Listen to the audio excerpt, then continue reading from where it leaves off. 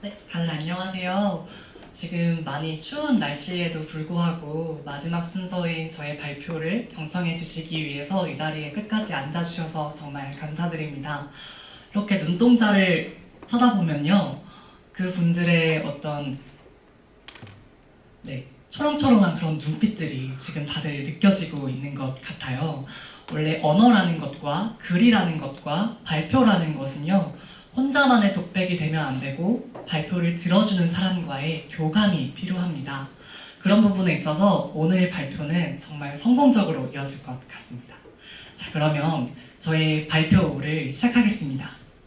네, 제가 이번에 공정성이라는 주제를 토대로 어떤 내용들을 담아내면 좋을까 고민들을 했는데요. 단순히 공정한지 공정하지 않은지 이런 원초적인 문제에 대해서 그런 담론들을 이어나가면 너무 뻔한 발표가 될 것 같았습니다. 그래서 이 공정성, 우리 한국에 이어지고 있는 어떤 공정성 모델들이 어떤 모순되는 지점들을 가지고 있는지, 그리고 그 모순되는 지점들을 파악하고 우리가 그 대안 가치를 어떻게 제시하면 좋을지에 대해서 이야기하고, 제가 직접 창작한 시를 한번 낭독하고 그리고 참고 문헌을 소개해드리고 발표를 마무리하고자 합니다.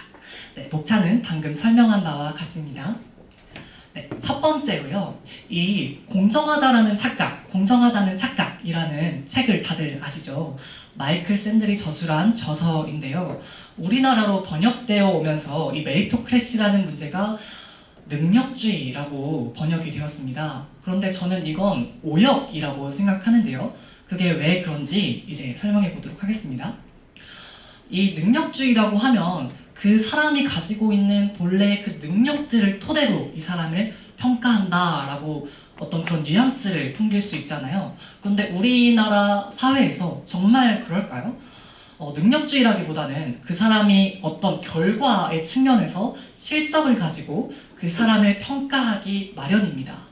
그래서 그 과정들은 거의 다 생략되고 결과적인 측면을 가지고 그 사람을 판단한다는 말이죠. 그래서 그 운이라든지 어떤 그 태어나면서 태생적으로 난 어떤 그런 것들을 완전히 배제할 가능성이 높습니다. 그래서 우리나라에서 이루어지고 있는 이 실적주의라는 어떤 표현이 더 옳은 표현이 되겠죠. 네, 그래서 저희가 그 다음으로 살펴볼 것은 이 라이츠와 디절브의 측면입니다. 이 실적주의 안에서는요, 이 사회적인 어떤 권리 같은 것이요, 그 실적으로 이어진 어떤 결과값으로 그 사람이 직업을 가지거나 그 사람이 어떤 지위에 오르게 됩니다. 근데 이 라이트는 이 사회적 권리를 뜻하고 이런 것들은 한정되어 있고 유한적인 자원이죠. 그런데 이 디절브를 봅시다. 이 디절브는 유한 자원이 아닙니다. 그 사람을 인격적으로 바라보고 그 사람을 존경할 수 있는, 휴머니티로 사람을 바라볼 수 있는 무한적인 자원의 측면을 가지고 있는 것이지요. 그런데 이 실적주의에서요, 이런 어떤 라이트와 디절브를 합치된 것으로 본다는 경향성이 있는 것입니다. 라이트가 곧 디절브이다 라고 이야기하게 되는 것이죠. 권리가 곧 존경의 자격이 되는 사회인 것입니다.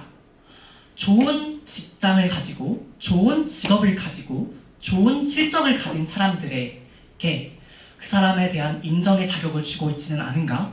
우리가 한번 살펴보아야 한다는 점이 있는 것이죠.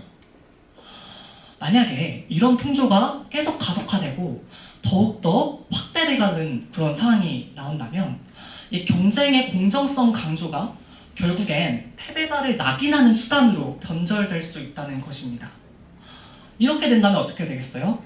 이런 공정한 경쟁에서 완전한 어떤 경쟁의 조건이 주어졌는데 너는 거기서 진 거야. 그래서 너는 패배자야. 이런 패배주의니까 너는 실패한 거야 라고 그 사람을 낙인 찍어버리고 낙오자로 만들어버릴 수 있는 어떤 사회적인 경향성이 나올 수 있다는 것이죠. 한국의 공정성 모델은 이런 부분을 강조함으로써 공정성이라는 단어가 기사에 수없이 반복이 됩니다. 그래서 이 공정성 모순의 어떤 요약을 한번 해보았는데요. 첫 번째, 이 공정성 강조가 누구를 위한 공정성 강조인가? 누구를 위한 공정성 담론인가?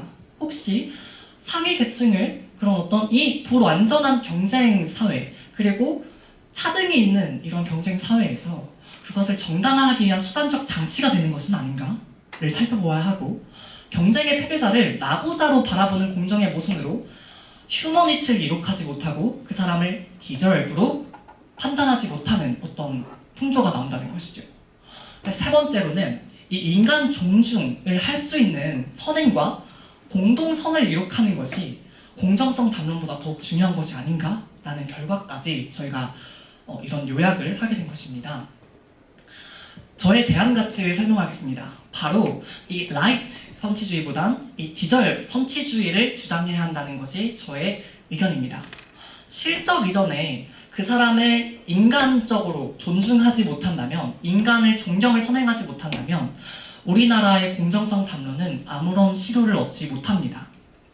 그렇기 때문에 제가 이 위험사회론, 울리 100이라는 술자가 1992년에 저서를 낸 이런 위험사회론을 보면요, 우리 사회는 다양한 외부 위험에 떨고 있는 시대입니다. 그래서 결국에는요, 이 만연하에 있는 이 위험들에 대비하기 위해서, 자연적인 어떤 위험 경향성에 대비하기 위해서 해체주의에서 다시금, 이 모더니즘에서 다시금 동양 철학의 공동체주의로 나아가야 한다는 지점이 있는 것이고요. 이 투도와 경쟁과 살생의 어떤 경쟁의 영역의 측면보다는 이 상생과 공존과 연대의 측면으로 나아가야 한다는 것을 저는 이제 주장하는 것입니다. 드러내는 모든 문제들이 바뀌는 것은 물론 아니지만요, 이 대안 가치를 드러내지 않는다면 절대로 아무것도 바뀔 수 없다는 것은 저는 확신하는 바입니다. 네, 마지막으로 저의 창작 시편을 낭독하고 한번 낭독해 보겠습니다. 모래성의 경제. 힐난의 언어들이 모래성을 만들었다. 모래성의 봉우리는 무너져도 그만. 안락한 슬픔들에 뭉개져서 편안한 침대에 누이었다. 바닥의 모래 입자들이 우연히 그들의 머리 위에 반짝 빛나게 올라앉아도 그만.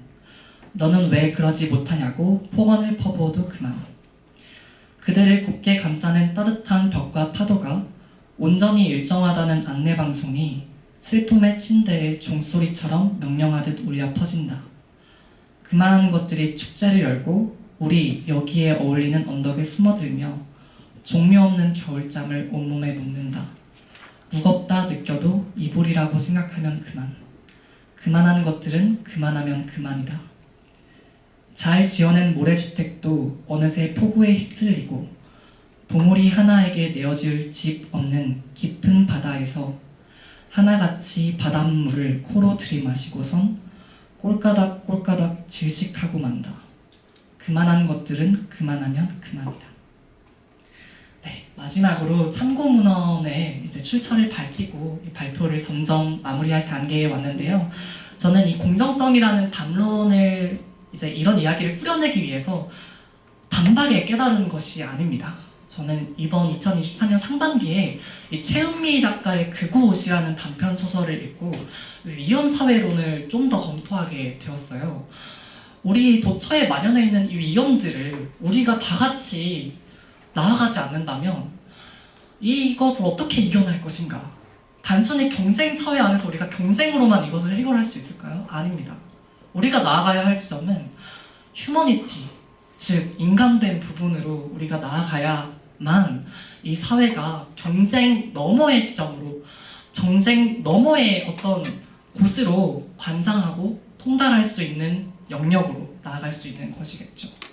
마지막으로 자크 르깡의 욕망이론 같은 경우는요, 우리 사회가 상당히 많은 상징 속에 살고 있지 않습니까? 우리 사회가 그 너머를 넘어볼 수 있다면 상징이 필요 없는 세상을 품어볼 수 있는 것 아니겠습니까?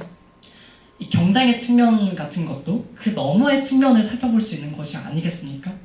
이런 부분을 살펴보면서 이것과도 연관시켜 볼 수 있겠다라는 생각으로 생각의 깊이를 한번 더해 보였습니다.